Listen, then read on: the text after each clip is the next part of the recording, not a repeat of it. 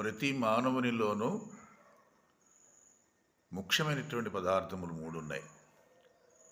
ఒకటి వాక్కు, రెండవది మనస్సు, మూడవది శరీరం. ఈ మూడింటి వల్లనే సృష్టి జరుగుతుంది. ఏ పని చేసినా, ఏ కార్యక్రమం చేసినా ఈ 3 లేకుండా ఏ కార్యక్రమం జరగదు. కాబట్టి ఈ మూడింటిని త్రికరణములు అంటారు. ఈ త్రికరణములు శుద్ధి కలిగిన వాళ్ళు మోక్షానికి, ఈ త్రికరణములను దుర్వినియోగం చేసుకుని ప్రవర్తించే వాళ్ళకి నరకము సంభవిస్తుంది. కాబట్టి వాక్కు చేతను, మనసు చేతను, శరీరము చేతను ప్రతి ఒక్కరూ ప్రతి కార్యక్రమం చేయవలసి ఉంది.